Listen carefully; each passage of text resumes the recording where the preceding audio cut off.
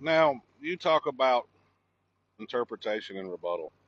Most people lack the wisdom to really truly understand what this means. For example, most people today personalize everything. You send them a text, you're in a good mood, and they're like, "Why are you being so rude?" And you're sitting there, laughing, joking with your friends and in a good mood. You didn't mean no harm, but they personalize everything, right? So, that being said, think about something. If you really analyze what you truly know, about 90%, maybe even 95% of what you think you know is all hearsay. It is, you actually have no personal knowledge of what the matter is. It's all based on relevant evidence. Okay, so personal knowledge is knowledge gained through first-hand observation or experience as distinguished from belief based on what someone else has said or read. Okay, now let's go to ambiguity.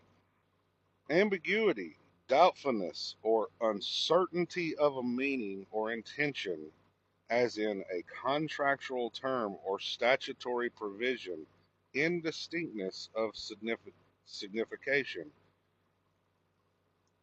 Okay, now, what I tell people is technically speaking, to a degree, you have to interpret everything because everything is ambiguous. And I'll give you an example here in a moment.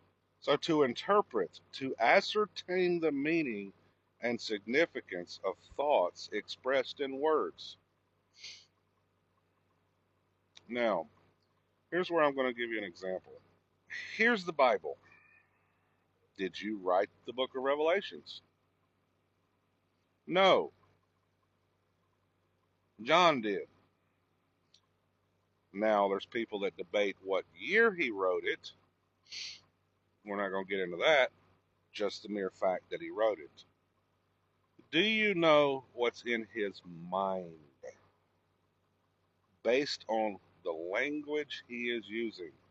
See, a lot of people will take and interpret the Bible based on what they read on a King James version or an NIV version.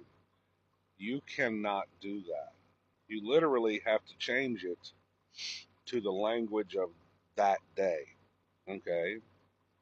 So, I'm just going to pick a word here. Death. Thanatos. Death, the extinction of life. In the Strongs, means thanatos, usually death, literally or figuratively. Okay, death of the body, the separation, whether natural or violent, of the soul and body. So, you also have to go back to the culture of that day. What was John's cultural beliefs in his thought process? So, when we're discussing law, do you think it's any different? I just randomly picked a thing in the U.S. Code. But you go down here to the credits. There's the public law. But also, you got 104 stat, which is statutes at large. So get the statutes at large. Go get the public law. Not only that, go get the congressional record to interpret the law and the legislature's intent. See what I'm saying? There. So you're not wrong. And I'm not presuming per se that you personally don't know any of this that I'm expressing. But a lot of people don't.